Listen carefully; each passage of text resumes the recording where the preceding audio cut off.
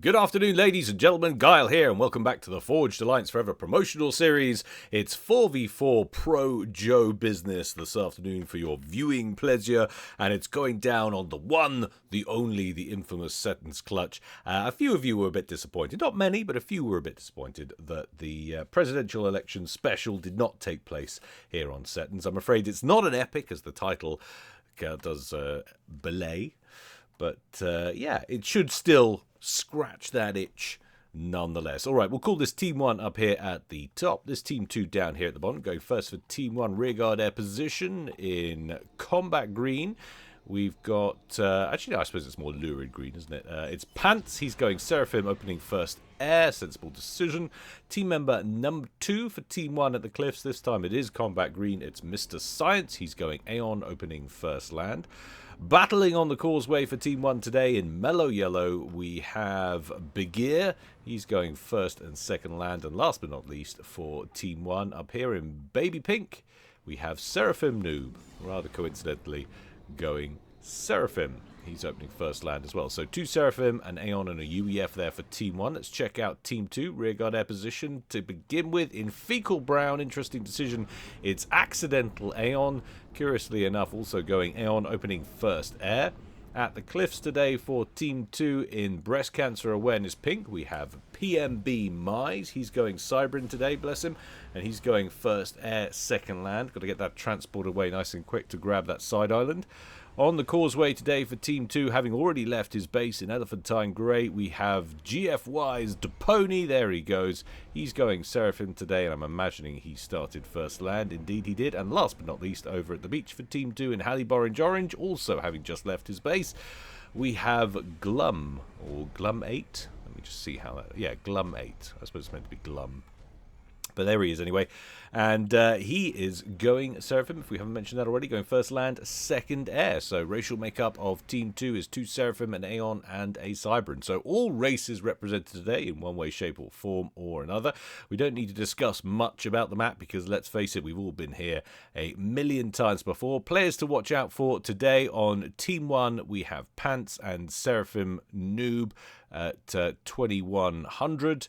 And then Bagheer at 1500 and Mr. Science at 1300. So Mr. Science possibly the weak point over there at the cliffs for Team 1.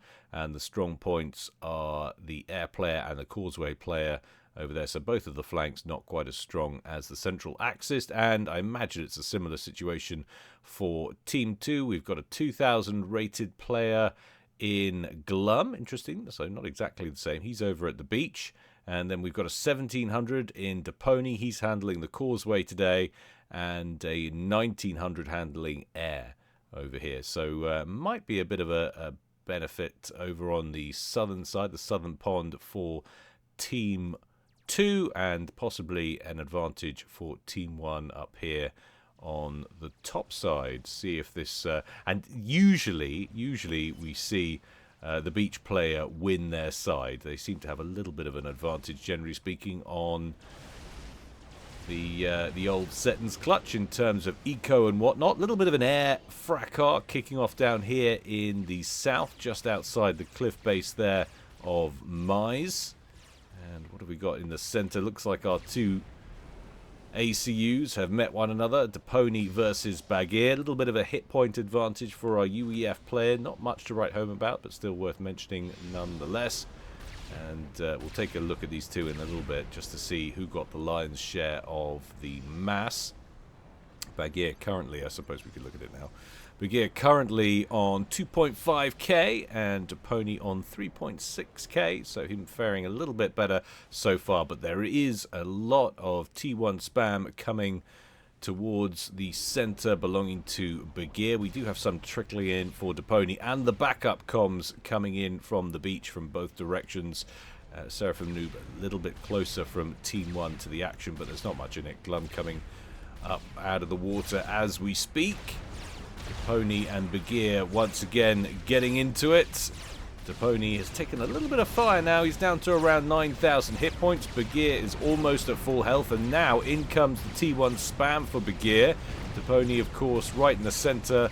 The water's not too far away on either side, so he can get himself out of trouble if he starts to lose too much health. He's down to about 50% health now, on about 5,000 hit points and falling. We have got assistance coming in from Glum, who's also stopping to do some mass reclaiming, but probably wants to focus on helping a Depony here because he is losing an awful lot of hit points. 3,100 hit points remaining. Look at that, cool as a cucumber. I'm just going to pick up these tanks. I know I'm going into the red, but it's no big deal. Got to get the mass, got to Scoopy Scooperson. And he will be driven into the water, down to 1,800 hit points. We're only at 5.5 minutes into the game, so no threat on the water side yet from Team 1. Depony's able to back away, and now he's got some time to recharge. 10 hit points a second is going to take him a while, but at least he's out of danger. Glum now the target of all of the inbound T1 spam and Bagheer's comm. Initially he had a good old hit point lead on Bagheer, but that has been whittled away in short order. Now he's down to 4,100 hit points. He's also driven off the causeway, and it looks like Team 1 might be on track to hold this central position. Having a quick look at the side island. Is that a steal? That's a steal, or at least a steal attempt. I don't want to move the main screen off here, but if you look at the mini-map, we've got 2 engineers, 3 engineers on the ground on that side island for Glum. There is a transport that's just come in and offloading engineers now, but there's already an operational land factory. I think we've got to go over and see who's going to win that. That could be important. There's a lot of build capacity that has been airdropped here, but engineers quickly respond. They managed to get a T1 point defense up and running, and that's going to be at least a temporary hold for Glum by the looks of things. Attempt at a green point defense was thwarted. Lovely little bit of defense there, but now there is a T1 bomber to be concerned about, and the engineers are clumped up. Oh, that is a thing of beauty. So there I was thinking the land factory got completed, but it actually didn't. It was merely started. There is an escort detail in the area. Oh no, he's got to try and keep this engineer alive, and he doesn't manage it. Fantastic shutout via aerial defense there from Team 1 and Mr. Science. Very well played indeed. But look at the state of the causeway. Depony's been driven right back, still well in the red here. 2,700 hit points. And Bagheer continuing to advance. Who got the most mass out of that? 5.3k went to Bagheer. Depony got 6k. And overall, Team 2 are ahead by about 1k. So at least they managed to do slightly better, Team 2, out of that initial start. But goodness me, if they aren't yielding the territory now. And of course, that means 2 mass points going their way, which will cost Team 1, or Team 2, sorry, overtime if they're not able to fight their way back to the center of the causeway. And Depony is in no shape to do that at the moment. Still deep into the yellow. Nearly 3,100 hit points remaining. Let's take a look at the other side island. Looks like there's been a little bit of a tussle over this one too. Mai's still in control. Has got a land factory high up in the hills over here. But that's a lot of naval spam that's come forward. And look at the aggressive placement of all of those naval yards. Wow. 2, 4, 6, 8 T1 naval yards just thrown down literally in Mize's face, preparing to shut him out of the naval game altogether. This is very aggressive stuff from Seraphim Noob. You love to see it. Gun upgrade on the way for Depony. Interesting, he's not going defensive here. Many would be tempted to get themselves access to T2 point defense and get a big chunk of hit points back. Not Depony. No, he is prepared to go on the rampage with his comm now. He has an advantage in terms of firepower against Bagheer, but Bagheer has 9,000 hit points, Depony on 5,000. Depony going to be careful to use his range though and pick him apart at distance. Bagheer losing T1 tanks here. He's got to think he's going to have to drop back. He doesn't want to get himself overexposed. Has backup in the center with Seraphim Noob's comm. Could easily set up a nice little fire base over here and hold on to those 2 central mexes. And as wonderful as that attempt was, almost successful from Glum, Mr. Science is successful at reclaiming territory which should rightfully be his in his eyes.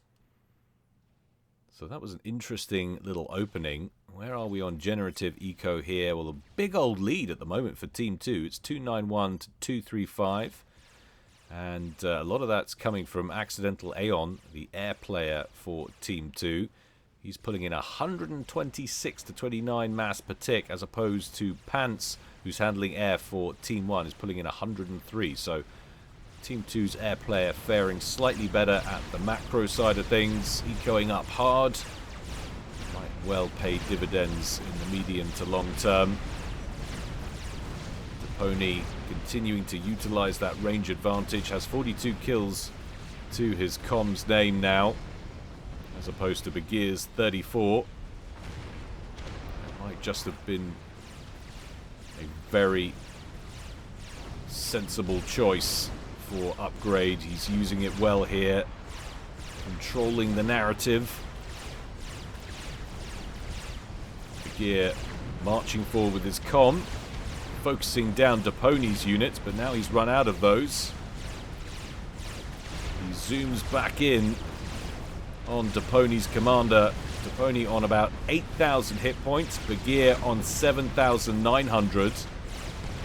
Interesting change in fortunes here. Bagheer running out of reinforcements, but he is close to water. If he gets himself in too much trouble, going to be pretty easy to hide. Checking back in on the top pond. T1 naval harassment underway from Seraphim Noob. We have got build capacity over here trying to erect defenses, but we're already at T2 Navy and those dreaded Seraphim missile cruisers arriving on the scene, and this is going to be really hard for Mize to counter. Hasn't got access to T2 Navy as yet. He's going to struggle to break through this patrol of T1 frigates to get to these cruisers. Cruisers that can just sit at range and go after these naval yards. At the moment, it seems to be prioritizing the build capacity. Well, they were for just a moment there. Look at that. Very difficult indeed to keep naval yards alive under such conditions. There goes one. 3 more remain. This is fantastic work from Seraphim Noob. Kill loss ratio of 1.82. That's the highest in the game at the moment. Checking back in on the causeway. Depony fighting his way out. He did get a T2 upgrade for Bagheer. Throwing down T1 point defense at the moment, but of course Depony has a ranged advantage with that comm. He really needs some T2 PDs, and there we have it. Triads starting to be erected a little bit further back. Seraphim Noob's commander being withdrawn from the front line, deciding he wasn't adding much to the conversation. What have we got here? Saucy little drop inbound, potentially. 6 engineers on board this chariot.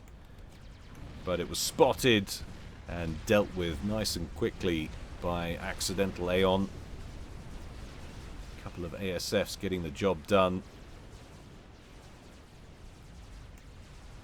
I'll take a quick look at ASF numbers. We're starting to build them up now.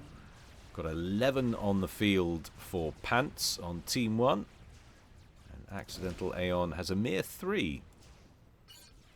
So while he has an eco advantage, at the moment he's lagging behind on the production front. We've got a wave of Notha fighter bombers heading in towards Depony's base by the looks of things. Depony, who's actually lost already a bunch of his mass extractors here. How much is he pulling in right now? Very paltry 33 mass per tick, short stacking against the rest of the field, and it looks like the threat is not over yet. Or are they just flying straight past and going for Glum? It looks like they're going for Glum. Perhaps this is the second fighter bomber assault. The first one did hit Depony. Ouch. Team 1 on the absolute warpath here.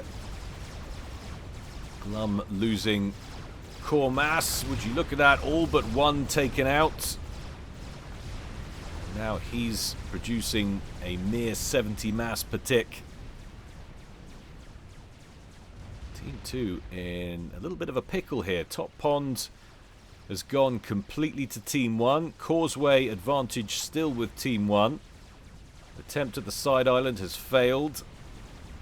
Mass bombardment in the causeway, cliff and beach bases has been highly successful. 15 minutes in, and this is Team 1's game to lose right now. They are up over 100 mass per tick as a team. Team 2 need to come out with something special, that's for sure. They are a long way behind. The one saving grace at the moment is Accidental Aeon's income, but he hasn't been able to translate that income into an advantage on the field as yet. Down goes another Mex for Depony. That would have been a tough one to hold on to for very long anyway, due to its positioning.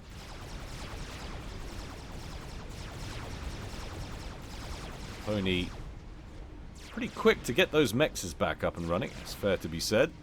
He's already upgrading them to T3. But needs to get more tactical missile defense online. These darn Seraphim cruisers. Got to think if you're Seraphim noob right now, you'd be spamming the hell out of them. Although he's paused production at the moment. Seems to me that would be the easiest option. Just load up on them in here. Wonder what he's up to back at base. Well, he's still at T2 core mass. Still getting his initial mass storage up around them.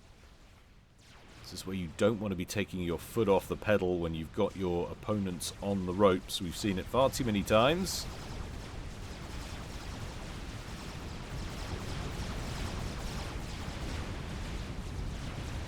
And a little bit of a naval incursion into Glum's harbour area. Mr. Science rolling up, or sailing up with those Beacon class frigates, but not really enough to punch through here. Probably going to have to think about withdrawing those. Attack or retreat, he says. Probably should have been retreat. Accidental Aeon completes his RAS upgrade. He's now pulling in 300 mass per tick. That is substantial. But even with that massive lead he has on everyone else on his team is sub 100, and as a result, they are still lagging behind as a team pretty consistently on the eco side of things. Pony has managed to spam up a lot more tactical missile defense, and I just wondered if he had not paused production up here, if he'd carry on spamming those out just a little quicker. He is still using some engineers to build here, but a lot of these are on pause. The actual HQ itself is on pause. If he'd have stacked this whole area with cruisers, might not have enabled Depony to get these defenses back up, but hindsight's a wonderful thing, and I'm sure he was grateful of the resources whenever he applied them elsewhere. Another wave of Notha fighter bomber attacks. Doesn't really get anything done with them, though. There is a ton of flak in here now for Depony. Primarily mobile flak.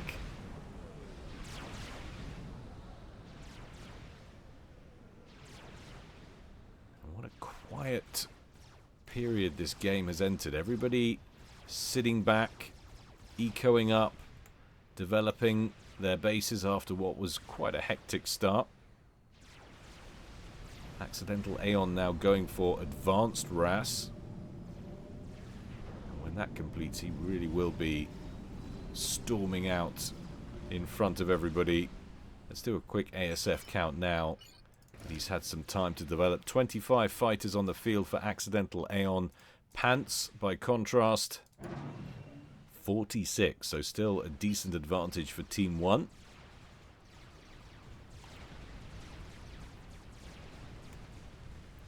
Bottom pond for both teams comprising T1 vessels only by the looks. We do have access to T2 tech up here. We might just be building some now. I'm so bad with my Aeon icons. That could potentially be a cruiser or a destroyer. But the footprint seems, yeah, the footprint seems a little too large for a T1 vessel.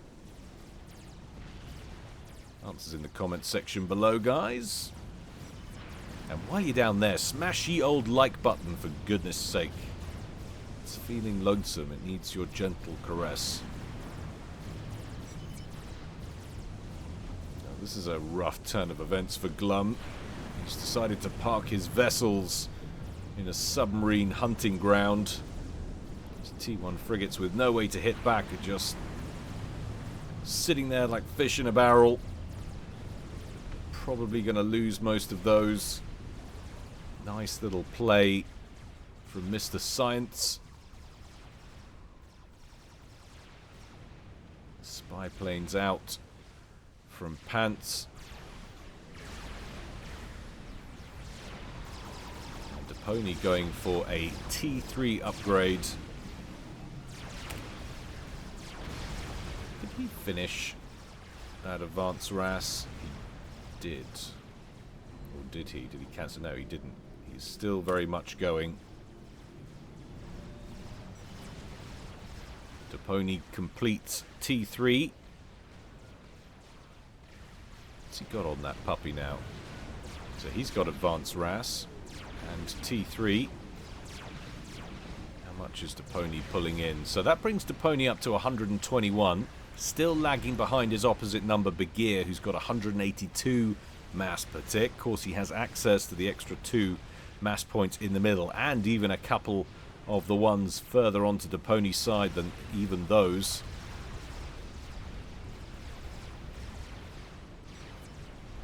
Nice little T2 naval yard just to the east of the causeway will allow him to assist Mr. Science in the pacification of Glum further down. Team 1, just look at the mass killed totals down here. 81k mass killed for Team 1. Whereas by contrast, Team 2 have killed a mere 53,000. Team 1 has pulled in more overall. 540k versus 518k. Getting a bit of a convergence on here as Glum has noted the presence of this naval yard and has brought in his T1 vessels to come and check it out, but they're going to get absolutely obliterated here. They're right in the middle of this horde of submarines, and then a ton of T1 frigates brought in from Mr. Science. Also, there is a T2 vessel in here which is taking a lot of fire. This is not looking good for Team 2. The only saving grace right now is the fact that Accidental Aeon is ecoing so hard. He's on 390 now. Panzer's caught up. He's on 348, so even that's not that much of an advantage. But every other metric they're losing. Looks like they might lose the bottom pond. They've already lost the top pond. They're behind on the causeway.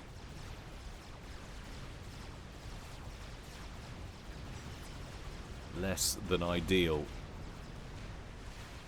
Accidental Aeon shooing opposing fighters away. He's got 89 ASFs there.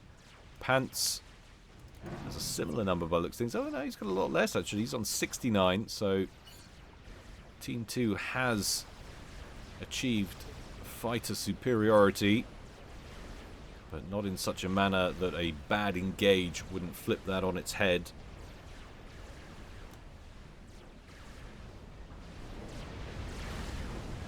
The room that those fighters have created, Accidental Aeon able to bring in a ton of skimmer torpedo bombers to harass those T1 submarines, which have been causing so many problems for Glum.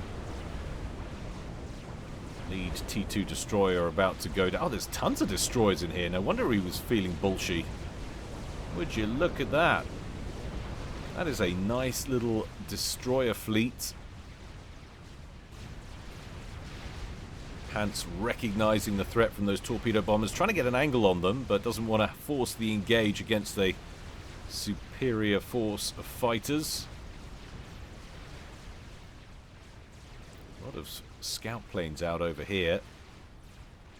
Glum having a good old shufti at what Mr. Science is doing around his base.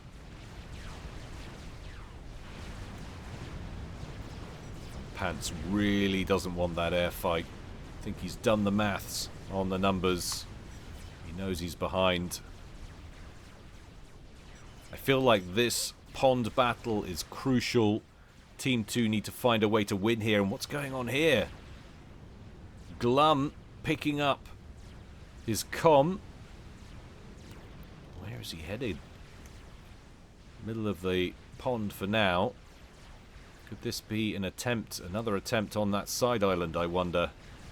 Didn't keep track of what upgrades that commander had been going for. We will have a look again once he lands, wherever he lands.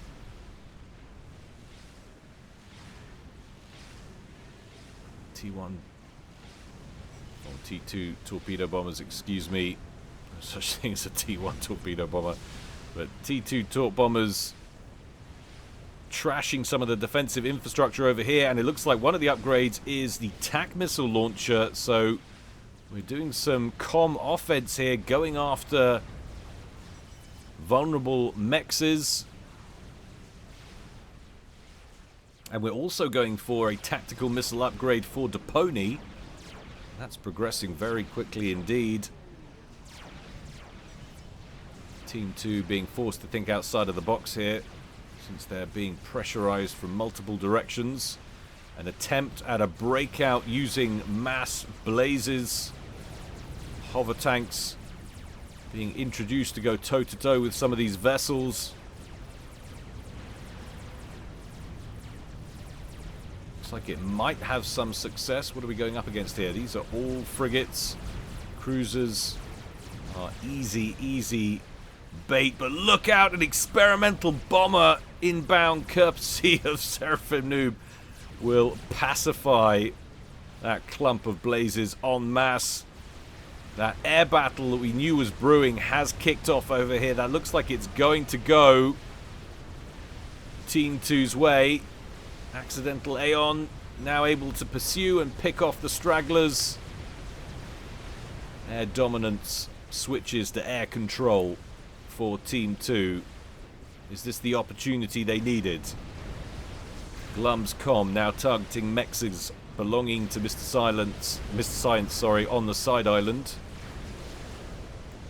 Words are hard today. Talk about God. Words are hard every day. There go all of the mexes. Mr. Science now down to 246 mass per tick. And the worst news for him is this, that Glum is not done yet. In comes another TAC missile. Down goes another T3 mex.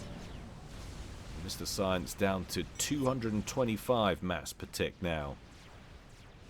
Team totals. Team 1 still very much ahead in generative eco though. 1.4k versus 1.1k.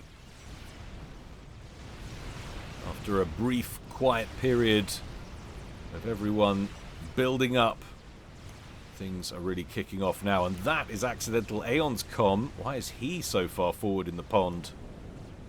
Less than ideal. What do we have over here? We do have some destroyers and the like. Accidental Aeon definitely doesn't want to get his comm entangled with those. Apologies if you can hear my dog in the background. Very upset about the quantity of deliveries at this time of year. Not much I can do about it. Glum airdropping his comm now onto the side island and looking to take this position over. Has the land factory in play, going for a shield gen. I like that defensive measure. That's absolutely ideal. He is going to go. There's no one in the house as well to tell him to shut up. That's the worst thing.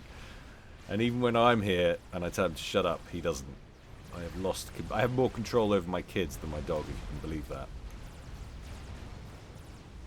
9 times out of 10, it's somebody who actually lives here that he's getting upset about arriving. Do you believe that? So, Mr. Science over here working on a new power grid a little bit further back away from his cliff edge base. And now, as a true sign of the way things are going in the bottom pond, Glum actually able to take his cruisers to the cliffs and start assaulting the main base. And as a result of the fact that no pressure has been applied on this side of the map at all, there are no defenses in place to defend against this. The bases are wide open.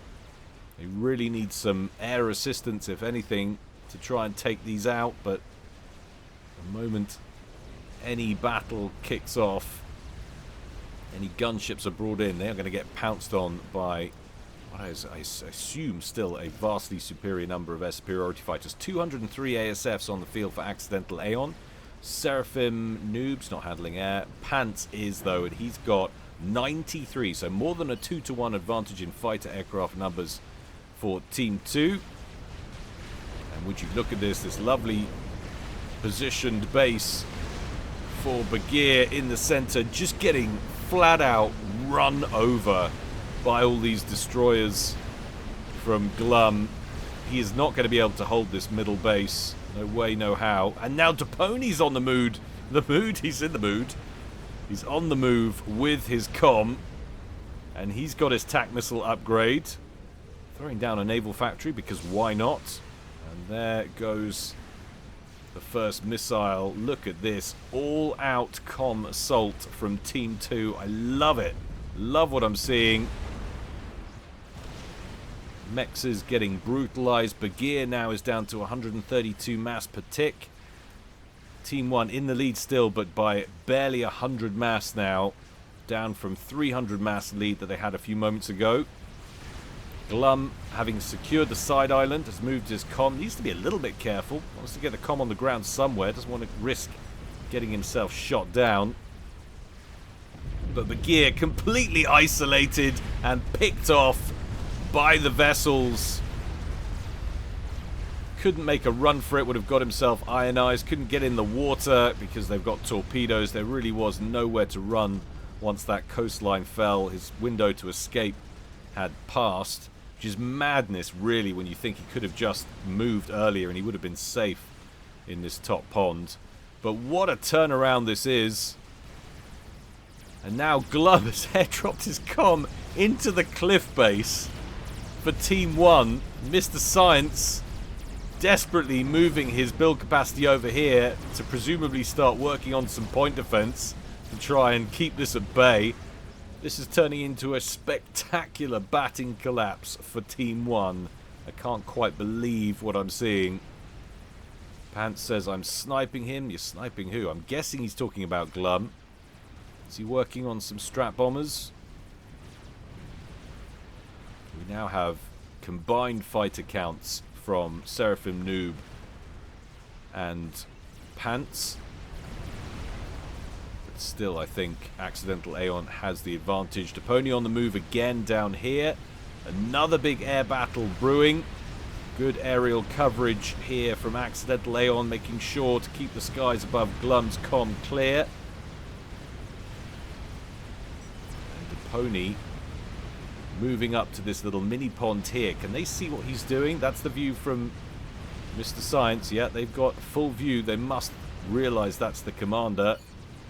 Attack missile away, but he's not paying attention. He's standing in amongst very volatile structures. Oh, it didn't go down. He wants to get engineers reclaiming that to stop a chain reaction. Wow. Chose two different ones, but this one will get it. Oh my goodness. What a terrible place to block your commander. Mr. Science destroyed. It's reading Control K, but no, that's because he got taken out in the explosions belonging and now belonging to the power plants, and now the petty recriminations have started in chat. You'd love to see it.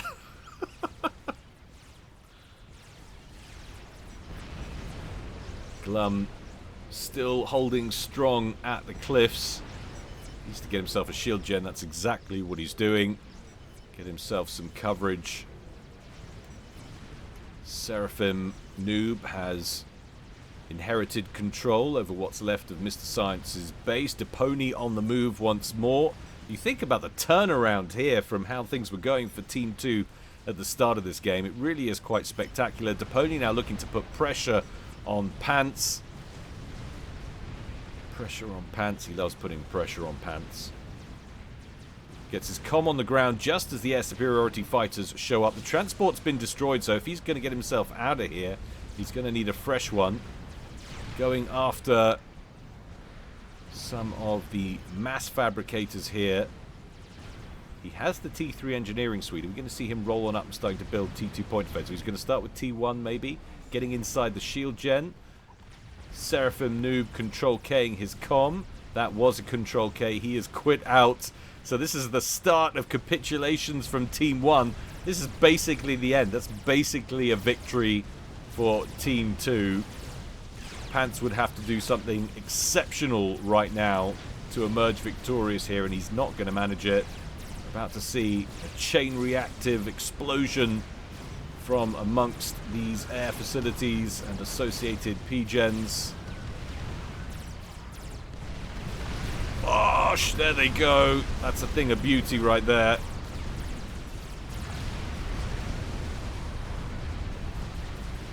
In comes the air cover. T1 bombers being used to try and deal with Depony in amongst all of these base structures. TAC missiles away, but that was dealt with by tactical missile defense. So many times comms could have been shot out of the air. Well, if you had air dominance, then yes, but the very fact that Accidental Aeon managed to win a crucial air battle, and in fact managed to tech up his eco enough early to get himself in a position to win that air battle. That was the initial domino that led to this series of events. Oh, but they might deal with Depony here. There's a lot of T1 bombers. Depony down to 4,200 hit points. Might be a glimmer of hope, but it'd be a start of a very uphill battle. Even taking down Depony is proving difficult here. Another TAC missile lands. Another chain reaction initiated. Oh, it's a strap bomber. That'll do it. Where did that come from? Another one over here. Must have been some strats that he inherited. They are Aeon strats. One's produced presumably by Mr. Science that he wasn't aware he had. And there goes Depony. So it's a 1v3 now, but surely it's academic at this point. Still holds the top pond. Bottom pond has completely fallen. Eco-wise, Team 2 are pulling in 1.7k per tick, and Pants on Team 1's pulling in 1.1k. Just look at the differentials in terms of total mass killed. 857k killed for Team 2. Team 1 has killed a mere 380k. That really does tell the story of this game. A game that has flipped on its head dramatically after a fantastic lead in the beginning for Team 1. They sat back on their heels, if you could even do that, if that's possible to bend that way, and allowed an opening for Team 2, and now Team 1 staring down the barrel of a loss. Seraphim Noob has already quit out. Wasn't happy the way that was going. All these support commanders that have materialized over here.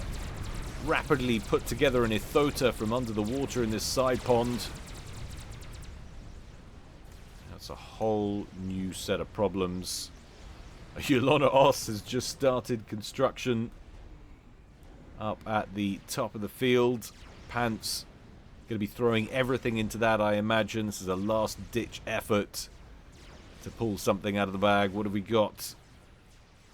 Amassing down here. Well, we're starting to see strap bombers coming out from Accidental Aeon. No surprises there. I wonder what happened to Seraphim Noob's experimental bomber that we saw being used to kill off the blazes. See if we can see a wreck for it anywhere. I imagine it's probably been cannibalized by now. A nice Tsar there. Do you know what? I don't know. I might have already mentioned this in another cast, and I think I have, but because of my insomnia problems, I have no functional memory anymore. So I'm going to say it again. This is for the very, very old fans, subs of the channel. I was mocked relentlessly, and we're going back to 2012 here. So 12 years ago, maybe 11, I don't know, depending on how long it took people to actually bring it up. But I'd call this a Caesar instead of a Tsar. And people were like, Guile, that's just another word. That's another way of spelling Tsar. Like, you don't have to spell it with a T. It can be spelled with a C. And that was the first I'd ever heard of it. I'd only ever seen Tsar spelled with a T. And then I don't know what I was watching, but I was watching something. And it turns out the word Tsar comes from a derivation from the Roman Empire, Caesar. So that's literally a Caesar. That's all I'm going to say. So whoever it was, and it was a collective of people mocking me, and I probably deserved mocking, I would just like to say I was kind of right. I didn't know why I was kind of right, but I was kind of right. That's all I'm saying. We're moving on now to the game that's basically over. We're waiting for this to end at some point. I don't actually believe this is going to get completed, and even if it does, I don't think it's going to form a reversal in fortunes for Pants and Team 1. I think this game is well and truly cooked, but I also don't think he's going to be able to complete that. That Yolona Os is not going to get cooked. We've got threats on the ground here brewing. Glum is entrenched. Massive Notha fighter bomber squad being brought in and just getting obliterated as they fly in over the lightning tanks. And then Aeon mops up with his fighters.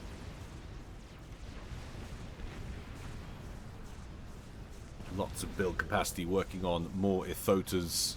Are we even working on any kind of defensive? My god, we're working on lots of defensive point defense batteries. He's trying to literally create a Maginot line of point defense. That's a lot of real estate to try and block off, but I guess what options does he have? He could probably try and build more experimentals, but he wants to save every dime he's got spare for the Yolona Os, which to his credit, he's managed to get half built. It's at 6,100 hit points complete out of 12,000, so he's not doing too badly on that front. But that's a lot of strap bombers. How many strap bombers is that? I think this might be it, guys. That is 61 or 81? 61 strap bombers. A couple just got shot down. Ping from Depony showing the location of Pants's commander, and it looks like that's what they're going for. The shields block a few of the initial shots, but in the end, a nice snipe was all it took. Well, fantastic comeback from Team 1. I'm sorry it wasn't an epic. People see Setons and they're like, oh, this has got to be an epic. But sometimes, you know, a regular game... Admittedly, we had some decent toys. They were trying to build a game ender, but I don't think that qualified as epic in time or with the amount of toys that were available. We barely saw a couple of experimentals operation. We've got a Tsar. We've got a Caesar here. Got an Ithota here, but otherwise, and of course we had that experimental bomber early on. So yeah, I think I was fair to say it was almost slightly epic, but it wasn't really an epic. But yeah, that had some nice seesawing of dominance throughout the game. Team 1 started really strong and then didn't. But do you know what? I love the way Depony and Glum use their comms. I'm always in favor of massive aggression, but the thing that enabled all of that was Accidental Aeon out-ecoing everybody, then out-producing Pants and aircraft, and basically grabbing air control. That facilitated the complete change in tempo for the game. So I'm going to give him MVP. Do you agree with me? Feel free to let me know in the comments below. Let's hear who your MVP will be. I'm going to try and get another one out next week. I know it's been really, really light on the content, guys. I am sorry. I've been so very unwell with this insomnia rubbish. I've had a couple of good nights recently. It's a cyclical thing, so hopefully I'm feeling a little bit better. I am going away for a few days next week, but hopefully I'll be able to get some out, maybe at the weekend. But if not, I will do my very best to get the content moving again in a more consistent manner around Christmas. But anyway, thank you for tuning in, guys. If you feel so inclined and want to support me, Patreon's the place to do it. It's a mere $1 a month. You can get access to some 124 premium content, ad-free casts there, and growing all of the time. You've also got access to the Discord. Come and check out the memes and the jokes and all of that jazz. It's a good place as well to submit replays. I always check Discord before anything else, so if you have a replay to give me, that's a good place to go. All right, until next time, guys, stay well and stay safe. This is Guile, signing out.